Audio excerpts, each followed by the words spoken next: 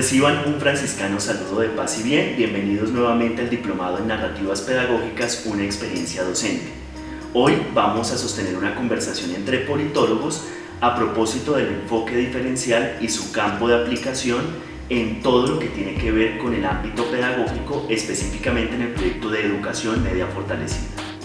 Trataremos temáticas desde la filosofía de la diferencia, la política de la diferencia y toda la parte jurídica y normativa que hace el respaldo de este enfoque.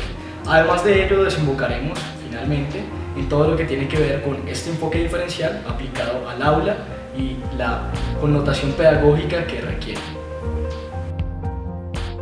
Para empezar, y antes de situarnos en el marco político y normativo de las filosofías de la diferencia, vamos a hablar específicamente de esto, que son las filosofías de la diferencia.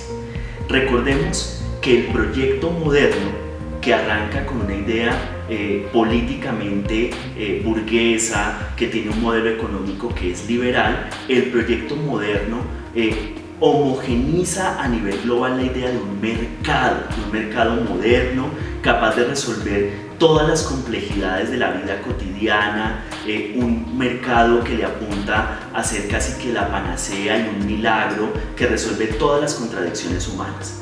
Sin embargo, vamos a situarnos históricamente en el contexto de la Segunda Guerra Mundial y cómo la Segunda Guerra Mundial materializa el gran fracaso de este proyecto moderno. Es decir, cómo en la lucha por la producción de capital, las potencias europeas y la intervención de los Estados Unidos, la presencia de Japón, empiezan a ratificar cómo este proyecto moderno puede llevarnos a un callejón sin salida, y la pregunta que se plantea filosóficamente ¿es cierto que este mercado moderno, liberal, burgués, que se había ofrecido como la alternativa a todos los problemas humanos, nos conduce a una guerra en la que los principios y los valores humanos quedan en entredicho? Luego de estas dos guerras mundiales surge el proyecto de la Organización de Naciones Unidas, y con la ONU, es decir, con este proyecto multilateral intentando evitar la guerra, produciendo la paz como un ideal de la humanidad, empiezan a emerger todos aquellos actores internacionales y nacionales, cotidianos, oficiales, no oficiales, que le apuntan específicamente a hacer un reclamo de cómo fueron quedando por fuera de la dinámica de este mercado moderno y del proyecto, y específicamente empiezan a emerger reivindicaciones por parte de las mujeres, reivindicaciones por parte de las etnias, reivindicaciones por parte de los grupos afro a nivel internacional, reivindicaciones de los ambientalistas, reivindicaciones de las generaciones, por ejemplo los niños y los adolescentes, y tendríamos que situarnos después de la generación del modelo de la ONU en específicamente el movimiento de mayo del 68 francés. Con este nombre, Mayo del 68, se le pone un rótulo a todas las iniciativas de aquellos que quedaron por fuera y excluidos del mercado, es decir, aquellos que no eran blancos, hegemónicos, ilustrados, sino que se reclamaban a sí mismos como libres de todos los colores, como pertenecientes a etnias, etcétera, etcétera. Hay dos figuras importantes en la Academia Europea que empiezan a jalonar todo el proceso de reconocimiento filosófico de las diferencias. Ellos son, por un lado, el profesor Michel Foucault y por otro lado, el profesor Pierre Bourdieu. Ambos movilizan a los estudiantes franceses en el célebre mayo del 68 y, saliendo a la calle a protestar como intelectuales orgánicos, empiezan a promover y a enfatizar en la necesidad de entablar un diálogo con la alteridad, es decir, con el otro que no es blanco, hegemónico, que no está hiperdesarrollado, que está marginalizado del modelo económico, etcétera, etcétera.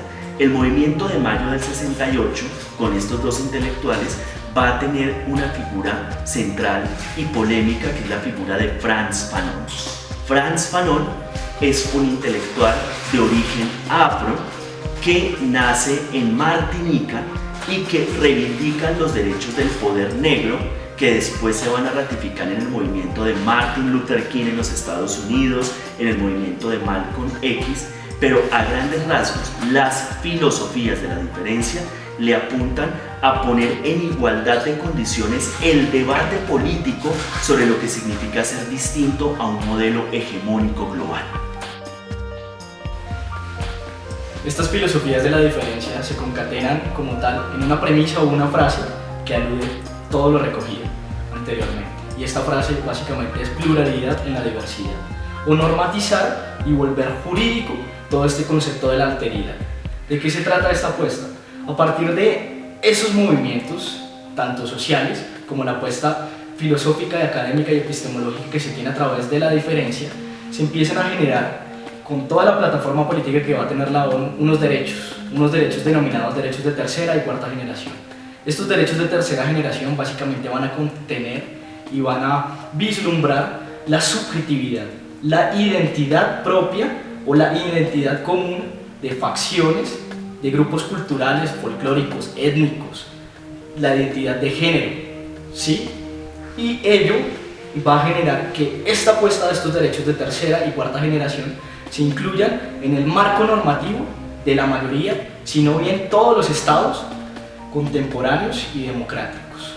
A partir de eso se va a generar una plataforma en la cual se va a buscar esta reivindicación de estas colectividades y de estos, digamos, sujetos o individuos que van a buscar reivindicar su identidad propia.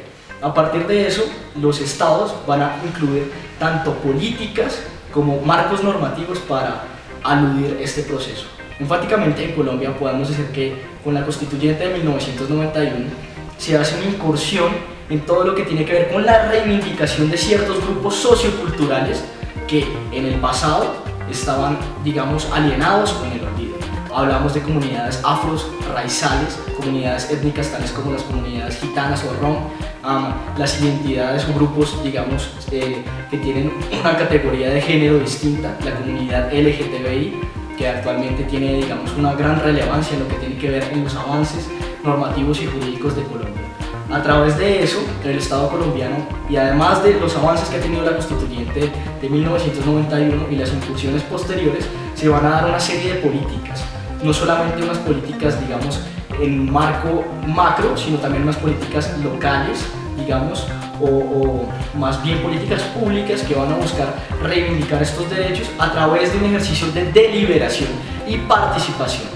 De allí, si bien la importancia de resaltar el concepto de la categoría de democracia deliberativa y la participación precisamente de estos grupos para consolidar un ejercicio plural. De ahí de nuevo retomando la premisa que nombraba con anterioridad de pluralidad en la diversidad. Básicamente, y grosso modo, esa es la gran apuesta que van a tener las políticas, sí, de la diversidad o la diferencia y el enfoque diferencial en la política pública. Incluir la diversidad, las identidades propias de género, culturales, étnicas y folclóricas que van a tener estas aglomeraciones o estas facciones.